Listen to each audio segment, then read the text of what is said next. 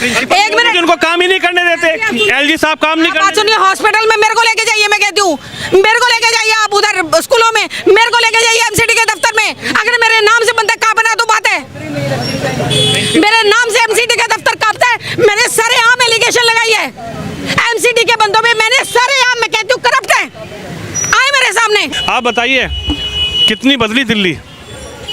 दिल्ली में कोई बदलाव नहीं है किसी तरह से, रिश्वतखोरी वैसे ही चल रही है, अफसर वैसे ही रिश्वत मांग रहे हैं, चाहे वो दिल्ली गवर्नमेंट के अंदर है या सेंट्रल गवर्नमेंट के अंदर है, रिश्वत ऊपर से ऊपर लेवल तक चल रही है, ब्यूरोक्रेसी में ऊपर तक रिश्वत है, छोटे से लेके एमसीडी में खास रिश्वत है, ये सब एमसीडी के कारनामे ही देख रहे हैं आप। थोड़ा इधर आइए, उनको निकल दीजिए। एमसीडी में तो जब चुनाव थे तो केजरीवाल साहब ने बड़े बड़े होर्डिंग लगवाए कि एमसीडी में भी केजरीवाल, गाना चलता था दिल्ली में केजरीवाल, एमसीडी में भी केजरीवाल। जनता ने एमसीडी में चुना, जनता ने एमसीडी में चुनने के बाद केजरीवाल को लाए, तो क्या एमसीडी में कुछ बदलाव नजर आया आपको? मैं वही आपको कहना चाह रही हूँ, पहले भी लेंटर वाइज रिश्वत चलती थी, एक लेंटर पे 1 लाख रुपए, 1.5 लाख रुपए, 2 लाख रुपए, 5 लाख तक, 5 लाख तक दिल्ली की जनता से एक लेंटर पे। और इनके ये जो जेई वगैरह होते हैं, जेई मतलब जूनियर इंजीनियर एमसीडी का जो होता है, इसने अपने बंदे रखे हुए हैं, एमसीडी कोई अपनी उसको सर्विस नहीं देती अपने बंदे रखने की, कोई उसका कानून में कोई प्रावधान नहीं है, लेकिन उसने अपने बंदे रखे हुए हैं, उसके नंबर तक है मेरे पास, वो आते हैं, जेई के नाम पे पैसे वसूलते हैं, जेई उसको अपना कट देता है, अपना कट रखते हुए आगे तक वो रिश्वत चलाता है। लेकिन केजरीवाल सर ने तो कहा था कि जब एमसीडी हमारी सरकार आएगी तो सबसे पहले इसी पर कंट्रोल किया जाएगा कि लेंटर से पैसे नहीं उगाई की जाएगी, कूड़े का निदान किया जाएगा, गली गली कूड़े के लिए गाड़ियाँ जाएंगी। तो क्या बदला एमसीडी में अब केजरीवाल जी के आने से? किसी तरह से कोई बदलाव नहीं है, कूड़े के ढेर बढ़ते चले जा रहे हैं, कोई किसी तरह से कोई भी बंदा एक रिस्पॉन्सिबल नहीं है, जो सुबह सुबह गाड़ियाँ आती हैं कूड़े के ढेर उठाने के लिए, कभी उन्होंने अंदर झांक के नहीं देखा, अगर कोई सामने दिख गया तो शायद उठा लेते होंगे, लेकिन अंदर जाके कभी उन्होंने झांक के नहीं देखा कि कहाँ पर कूड़ा पड़ा हुआ है, गटर भरे पड़े हैं गंद से, आप कम से कुछ करा लीजिए, कोई सुनेगा नहीं। अगर आप एमएलए के दफ्तर चले जाते हैं बोलने के लिए तो कोई सुनवाई नहीं है, वो सीधा, हाँ एक एमएलए को मैंने उसमें कंप्लेंट भी करी थी कि इस तरह से है और गटर भरा पड़ा है, तो उसने ये बोला कि मैडम वो तो प्राइवेट गटर है, उसका एमसीडी से कोई लेना देना नहीं है, और जबकि सारे गटर जॉइंट थे, जॉइंट होके एक मेन गटर में जा रहे थे। अच्छा, तो मेन कहने का मतलब ये है कि किसी तरह से चाहे गंद में ले लीजिए कोई सुधार नहीं है, करप्शन में कह लीजिए कोई सुधार नहीं है, करप्शन लेवल बढ़ता जा रहा है हर तरफ से। आप एक दफ्तर मेरे को बता दीजिए जहाँ पे करप्शन नहीं, एक सीधी सी बात, एक दफ्तर आप ही बता दीजिए। दिल्ली के सड़कों का क्या हाल है? दिल्ली के सड़कों का आप यहीं देखिए क्या कितना बुरा हाल है, ये सड़कों पे तो लगाए हुए हैं, ये सड़क नहीं है, आप देखिए जरा, आप कैमरा घुमाइए। अभी मैं देख रहा था पीछे एक गटर है, वो क्या बोलते हैं उसको, मेन हॉल है, वो बोले 10 दिन पहले बना है, 1 महीने पहले बना है, फिर टूट गया। ऐसा ही है क्योंकि सीमेंट नहीं है ना इनके पास लगाने के लिए, उसमें जब सीमेंट होगा तभी तो भराई अच्छे से होगी। बिजली फ्री, पानी फ्री, ये तो मिल ही रहा होगा ना, इस पर तो वोट जाएगी ना। बात सुनिए, उसमें भी मेरा बड़ा सिंपल सा ये कहना है, हाँ वोट जाएगी, क्योंकि ये एक्चुअली इसका फायदा मिडिल क्लास फैमिली को नहीं है, इसका फायदा है जो मिडिल क्लास से भी नीचे के लोग हैं, क्योंकि वो अपने झोपड़े में या अपने कमरों में एक पंखा और एक लाइट के अलावा कुछ चलाते नहीं, तो उनका तो ऐसा 200 यूनिट क्या, उनका तो 100 यूनिट बिजली भी नहीं आती, तो बेसिकली मिडिल क्लास फैमिली को फायदा क्या हुआ है? मिडिल क्लास को क्या फायदा हुआ? केजरीवाल जी 10 साल से दिल्ली में रहे, सरकार बनाई, कांग्रेस को हटाया, कांग्रेस को भ्रष्टाचारी बताया, जनता ने भरोसा केजरीवाल जी पर जताया, तो 10 साल में मिला क्या मिडिल क्लास को? देखिए, जहाँ तक आप अगर कांग्रेस को भ्रष्टाचारी की बात कर रहे हैं, केजरीवाल जी कहते हैं कि कांग्रेस वाले भ्रष्टाचारी हैं या बीजेपी वाले भ्रष्टाचारी हैं, एक बार केजरीवाल जी को ही सामने बिठा लिया जाए और केजरीवाल से ही पूछ लिया जाए, आइए ज़रा सामने सड़क पे देखिए कि क्या हाल हो रहा है, गटर के क्या हाल हो रहे हैं, रिश्वतखोरी हो रही है या नहीं हो रही, या उन्होंने दिल्ली के स्कूलों के लेके, अगर वो कहते हैं कि दिल्ली के स्कूलों में बहुत बड़ा काम कर दिया, तो दिल्ली के स्कूलों में मैं आज गारंटी से कहती हूँ, मैं जो कि दिल्ली की भूयत भोगी हूँ, दिल्ली के स्कूलों का बुरा हाल है, टीचर पढ़ाने ही नहीं आ रहे हैं, आपकी सीट पर तो दिल्ली के शिक्षा जनक कहे जाने वाले सिसोदिया जी आ गए यहाँ लड़ने। सर मैं सीनियर क्लासेस की बात कर रही हूँ, ये मैं जूनियर क्लासेस की भी नहीं बात कर रही हूँ। मैं 10th 11th 12th जो बोर्ड के एग्जाम है उनकी बात कर रही हूँ, जहाँ पे टीचर पढ़ाई के लिए आते ही नहीं है। और आतिशी मैडम जो शोर मचाए रहती हैं कि वो वहाँ जा रही हैं और यहाँ जाके खैर खबर ले रही हैं, तो ऐसा कुछ भी नहीं है स्कूलों में। और टीचर, और एक बात और सुन लीजिए, ये जो टीचर हैं हो सकते हैं वो वेल क्वालिफाइड हो, मैं उनकी क्वालिफिकेशन पे क्वेश्चन मार्क नहीं उठा रही हूँ, लेकिन हाँ उनको काम इतना ज़्यादा दे दिया है कि उन बेचारों के पास पढ़ाई करवाने का बच्चों को टाइम ही नहीं है, तो वो पढ़ाई नहीं रहे, क्लासेस में बच्चे फ्री बैठे हैं। आखिरकार जाके आप देख सकते हैं दिल्ली इस बार क्या चाहती है? दिल्ली इस बार ये चाहती है कि स्कूलों की पढ़ाई अच्छी हो। मनीष सिसोदिया ने कर दी। सर जी नहीं है, मैं कह रही हूँ, अब मैं कह रही हूँ भुगत भोगी हूँ मैं, उनके कहने से थोड़ा मान लेंगे। मनीष सिसोदिया जी आए सामने, मैं लेके चलती हूँ उनको स्कूलों में। इसी सीट पे चुनाव कब आएंगे पता नहीं, कब आएंगे, कब आए, अभी तक आए हैं तो बताइए। वो तो प्रत्याशी हैं यहाँ से केजरीवाल जी। सर जी प्रत्याशी होने से बात हो जाएगी, प्रत्याशी होने से बात हो जाएगी। एक बंदा यहाँ का खड़ा होकर कहता है जी मनीष सिसोदिया जी आए हैं, स्कूलों में गए हैं, लेके जाए, आम नागरिकों को उठा के लेके जाए। एक मिनट, उनको काम ही नहीं करने देते, एलजी साहब काम नहीं करने। सुनिए, हॉस्पिटल में मेरे को लेके जाइए, मैं कहती हूँ मेरे को लेके जाइए, आप उधर स्कूलों में मेरे को लेके जाइए, एमसीडी के दफ्तर में। अगर मेरे नाम से बंदा कांपना तो बात है, मेरे नाम से एमसीडी का दफ्तर कांपता है, मैंने सरेआम एलिगेशन लगाई है एमसीडी के बंदों पे, मैंने सरेआम, मैं कहती हूँ करप्ट है, आए मेरे सामने। कुछ नहीं बदला, मतलब कुछ नहीं बदला। मैं कह रही हूँ नीचे से लेके ऊपर तक करप्शन के लिए इन्होंने खास ऑफिसर रखे हुए हैं करप्शन के लिए। और कौन करप्ट नहीं है मेरे को बताइए? शिक्षा के जनक नहीं है, शराब के जनक है। क्या करें बाबा?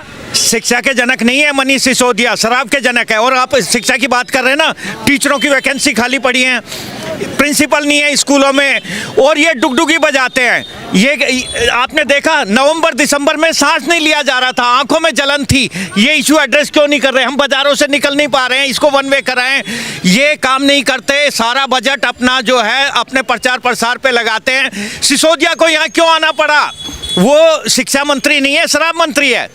उन्होंने पूरे तौर पे घोटाले किए, खूब पैसा बनाया हुआ है, उसने इतना अच्छा काम किया, पटपड़गंज से भाग के क्यों आना पड़ा? आप ये सेफ सीट है, यहाँ मुस्लिम का क्रिश्चियन का इनका कॉम्बिनेशन इस तरह का है। बीजेपी इस सीट पे आज तक के इतिहास में नहीं जीती है, लेकिन इस बार ऐसे हालात बन रहे हैं कि इन दोनों के, कांग्रेस और इनके झगड़े में सीट बीजेपी को निकल सकती है। अभी मैं बता रहा हूँ, यहाँ सर मैं आया हूँ यहाँ सिद्धार्थ एक्सटेंशन से, प्रताप नगर मार्केट, इतने गड्ढे से निकल के आया हूँ। मैं बूढ़ा आदमी हूँ, मैं पानी के अंदर मेरा पैर गया, ये हालत यहाँ सड़कों की है पूरे।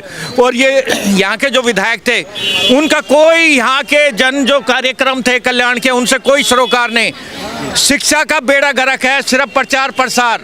और ये मैडम ने जो बात कही ना, भ्रष्टाचार, ये 100% बात है, कोई भी पार्टी है, सबसे बड़ा इशू ये है। लेकिन इसके ऊपर वो करते कुछ नहीं है, वो तो खुद ही डूबे हुए हैं इसमें, जो खुद ही कर रहे हैं। मैं यहाँ पे डकैती मार के मैं दूसरों को कह रहा हूँ चोरी करना गलत है, अरे मैं खुद ही चोर हूँ।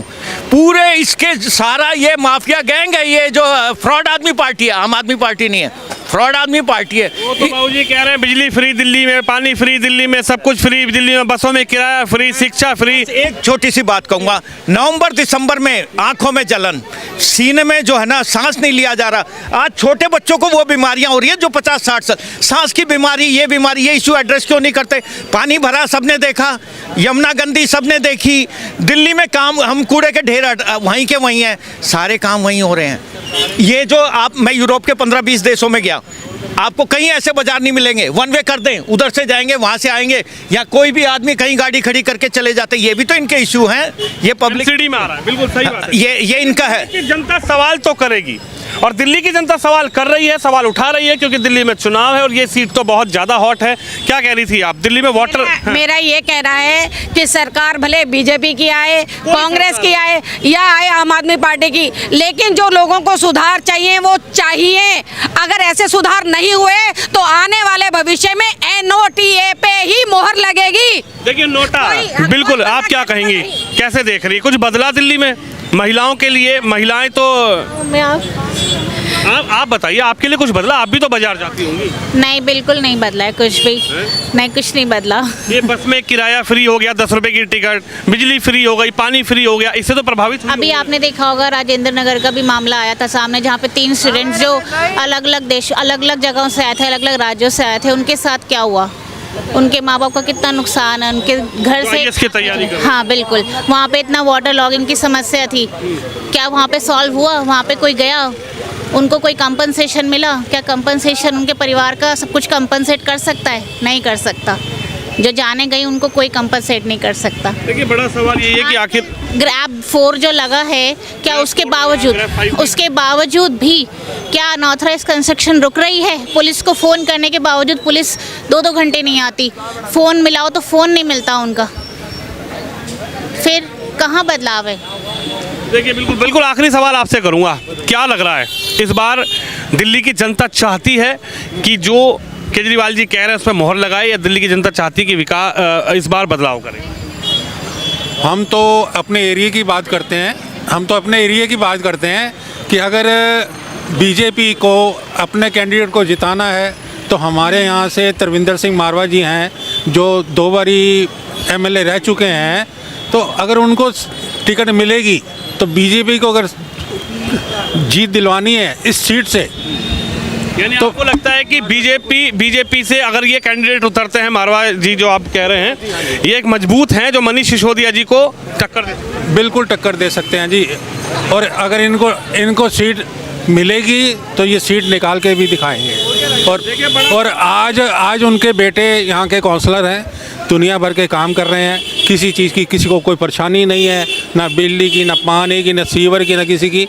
और हम कहते हैं कि वो हमेशा सुख दुख के साथी हैं, किसी का सुख हो पहले खड़े होते हैं, दुख हो पहले खड़े होते हैं, मतलब कि अपना मेहमान याद करती है। और थोड़ा सा अब एक सवाल और है, थोड़ा सा जो विधायक जी थे उनकी भी कुछ उपलब्धियां गिनवा दीजिए। विधायक जो रहे थे, प्रवीण नाम था, प्रवीण कुमार जी, उनकी भी थोड़ा उपलब्धि कुछ गिनवा दी, उन्होंने कुछ किया क्षेत्र में? सर मैं किसी के बारे में बुरा नहीं कह सकता, क्योंकि हम किया हो, आपको याद हो शायद। नहीं, हम काम यही है कि अगर हम लोग गए हैं, रिक्वेस्ट करिए तो काम हो गया, लेकिन जो अपने आप को उनको करना चाहिए था वो शायद नहीं हुआ। तो हम चाहते हैं कि इस बारी देखिए, जंगपुरा की जनता ये चाहती है कि सीट पर बदलाव हो, क्योंकि जनता जनार्दन अपने मुद्दों पर वोट करती है। और आपने देखा कि एक महिला थी, दूसरी महिला थी, और सरदार जी हैं, किस तरीके से इस वीडियो में इन्होंने अपनी बात रखी, इस चुनाव को लेकर अपनी बात रखी, आने वाली विधानसभा में क्या होना है, किस मुद्दे पर वोट डलेगा, अपनी राय रखी। तो आप भी इस खबर पे, इस वीडियो पे अपनी राय जरूर रखिए। कैमरामैन निश्चय के साथ विनोद शर्मा, दिल्ली जंगपुरा से।